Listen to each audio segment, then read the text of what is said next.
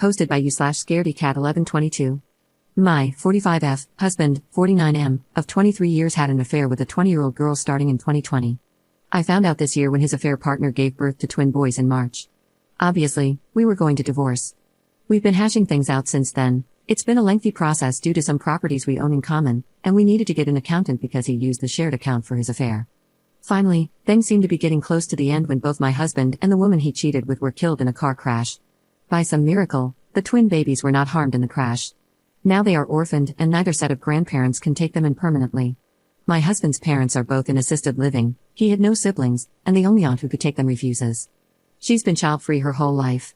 On the woman's side, I'm not sure of all the details, but her parents are also unable to be involved long-term, and her only sister lives overseas. Since we were still married and he had not updated his will, all his assets are set to pass to me and our 2 children. I'm not callous enough to leave those babies with nothing, so I agreed to let whoever becomes their legal guardian have the remaining balance in the shared account, about $25,000 in savings. The issue is that no one wants to take them in. Now my in-laws are pressuring me to take them in and raise them. The problem is, I don't want to, at all. I wouldn't love them, and I don't want to be the evil stepmother. But I know a big part of me will always have some level of resentment toward them. I would probably favor my own children. It's not their fault, but I truly loved my husband, and I thought we were happy before I found out about the affair. We have 2 daughters, 14 and 16. Obviously, we had disagreements, but we never insulted each other before. Then I found out about the affair, and he began calling me names and blaming me for his cheating. He became abusive and even tried to kick me out of the house, my childhood home, which is not shared property, for the record. I'm also raising teenagers alone now. I don't have the energy to raise babies anymore. My daughters hate their baby brothers. I tried to get them to spend time with their dad as we were divorcing, but they refused. Since this all came out because of the babies, there wasn't really a way to sugarcoat the situation. And they are also too old for me to get away with it. Most of my friends agree it's not my place to care for those children, but my in-laws, the affair woman's parents, and my mother want me to raise them. I know my mom is just having grandkids fever, but it hurts not to have her support. I have to make a decision by next week, or the boys will be going into foster care. At the moment, they are temporarily placed with their maternal grandparents. I feel horrible, but I am very sure I can't take them in. Would I be wrong if I refused to take them in? First update. Hey everyone, this blew up far more than I thought, and I appreciate the well wishes for my girls, the boys, and myself. Also, thank you to the many lovely people offering to help give the twins a good home. I might not be their mother, but it touches me and makes me glad there are good people out there. After thinking carefully, speaking to my lawyer, reading responses, doing research, etc., I plan to speak to the grandparents tomorrow and refuse to take legal guardianship of the boys. I will let them know the usernames of people who offered to me for private adoptions or fostering, but my daughters are my priority. It will be up to the twins' grandparents to decide if they'll proceed with adoption, keep them, or turn them over to the state. I wish I had the mental capacity to be the person to do this, but I have 2 girls who are going through a lot, and they need my full attention. I'll also be talking to the lawyers to figure out if the boys have any inheritance claim properly. If they do, I'll separate it and leave it to the lawyers to do what they need to do for them to have access when it's best. If they don't, I'll find a way to ensure they have access to the $25,000 I was going to give them from the beginning. I won't do more, however. My moral compass might be biased, but I don't believe I'm obligated, morally or legally, to do more than what the law says. I can't help everyone, and I shouldn't have to. I have 2 girls who lost their father, 2 girls who need therapy, 2 girls who are just about to go to college. They've gone through enough without seeing their mother favor the children of their father's mistress. Second update. Hey everyone, as I mentioned 2 nights ago, I went yesterday to speak to the twins' grandparents. I explained my position and refused to take guardianship of the boys. My mother-in-law almost slapped me when I said that, but thankfully, this was all done in a public place, and my father-in-law stopped her. The maternal grandparents kept pleading for me to raise them since they didn't want to lose them. I kept saying no, and when they called me selfish, I lost it. I told them to their faces that the only selfish people in this mess were them and their son and daughter.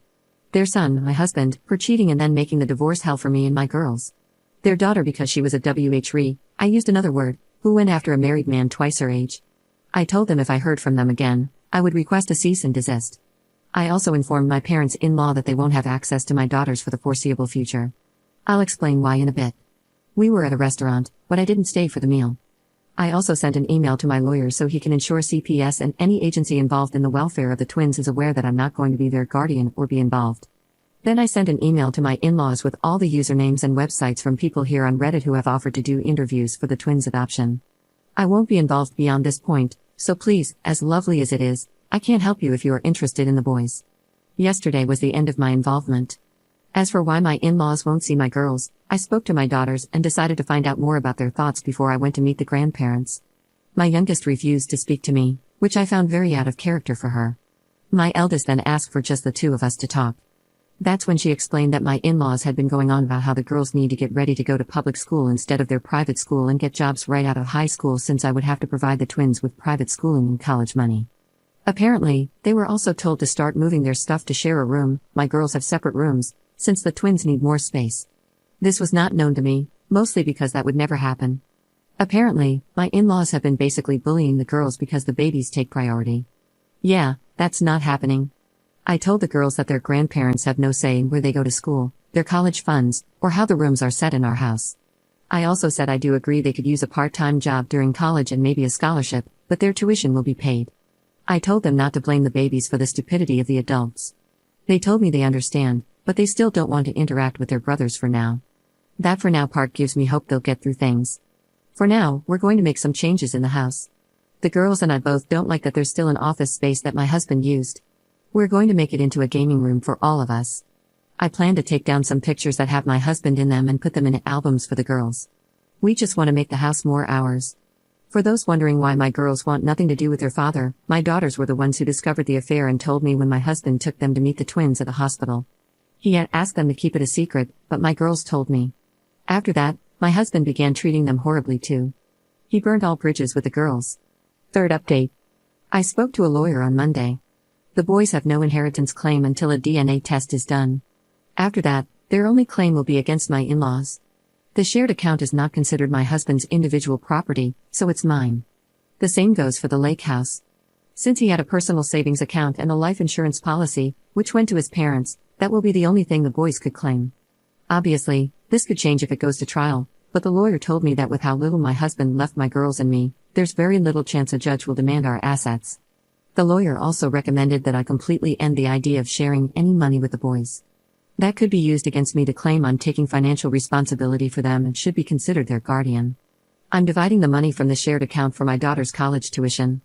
I'm still unsure if I'll sell the lake house or not, but neither the girls nor I are attached to it. Now, please leave me alone about the boys' inheritance. Sad as it is, my husband messed everything up for his children. I'm not responsible for them, nor do I have to sacrifice my assets to set them up for a better life.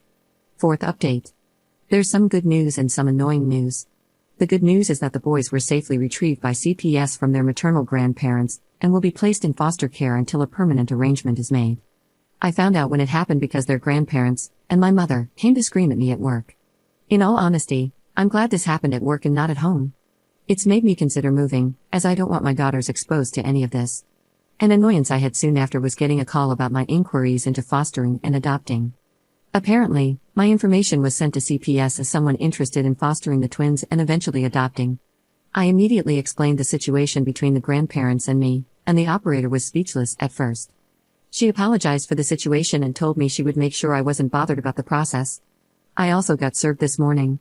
My in-laws are suing for grandparents' rights. They are also suing for custody. Apparently, they are planning to leave their assisted living, which they really shouldn't, to buy a house that allows kids, to get the twins back, and now also want custody of my daughters.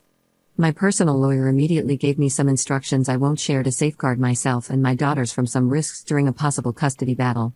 My lawyer and I both suspect my in-laws want the girls to be parentified as caretakers for the twins since my in-laws have mobility limitations. It will be a cold day in hell before that happens. I don't see CPS placing the boys with them to begin with. Not all is bad news. I'm starting therapy next week, and my eldest daughter is once again talking about the colleges she wants to attend. We still haven't really talked about their father or gotten them to agree to visit his grave. I, myself, haven't gone there, and I'm trying really hard to get used to not calling him my husband anymore. I had nothing to do with the funeral plans aside from paying bills, and from what I heard, his parents had the epitaph, devoted and beloved husband, father, and son written on it. I find it a joke. I know it's bad to hold on to so much anger and resentment, but as soon as I have time, I plan to change his tombstone to remove husband and father. It might sound petty, but I refuse to speak well of a cheater and abuser just because he's dead. My daughters deserve better, and so did I. And for anyone complaining about me changing the tombstone, I paid for everything in the end. So, stick your complaints you know where. I don't think I'll post another update until the whole mess with the grandparents' rights lawsuit is resolved. So to the kind people who have sent support to me and my daughters, Thank you so much. Maybe I'll have good news in the future. Fifth update. Hey everyone, some people have been asking me for updates, and to be honest, I had nothing until today. To start, cousins from my ex-husband's side of the family took the boys in. I know them, they are lovely, and I know they'll give the twins a great life. The new parents, calling them Matt and Kim, talk to my daughters and let them know if they ever want to reach out to their half-brothers, they just have to call. Otherwise, they can just see them as distant cousins. My girls thanked them but insisted they don't really want a sibling relationship at this time, though maybe as cousins it will be okay. I did offer them the money from the shared account since they are family, but they said not to worry as they don't need it. Kim even insisted I use that money for a vacation for my girls and me. Apparently, I look like the living dead. They also set very strict boundaries with my in-laws and the parents of my ex's affair partner. They can see the boys, but they won't be seen as grandparents. This apparently caused a big fight with the affair partner's parents, and Matt and Kim then cut them off. Again, threats of suing for grandparents' rights were thrown around, but they went nowhere. That's how I found out why the affair partner's parents couldn't take the boys permanently. The father is a convicted felon in an abuse case. I won't share the details out of respect, but if what Matt and Kim told me is true, I'm glad the boys won't grow up with that man as an example. The only reason his wife had temporary guardianship was because of the sudden death of the parents and the process to find a relative to raise the boys. She would have had to live away from her husband to allow permanent custody, and she wasn't willing to do so. My ex-in-laws realized that threats were not going to work, so they agreed to be great uncles instead. Good for them, I guess. Now, they want me to let them live with me and the girls since they left assisted living recently, and the place they were in doesn't have any openings. This place has a long wait list, and the only reason they got in originally was because my ex and I offered to pay for 5 years in full. They still had 2 full years paid for, which I was going to cover. After everything they put my daughters and me through, I'd rather burn money on a grill than spend it on them. I know they want my girls and me to be their caretakers. I won't even consider it. My daughters have their own paths to follow, and honestly, I want to consider meeting someone new. I know it sounds like I'm moving on too quickly, but I've been working to move on since I found out about the affair. I don't think my ex deserves me to go through a mourning period. I already mourned our relationship. At least, that's what my eldest daughter said, funny enough. She's been encouraging me to go out and meet someone. We still have that custody lawsuit from my ex-in-laws going and a few other issues that I will update when I have more, but I wanted to at least let everyone know the boys are safe and together.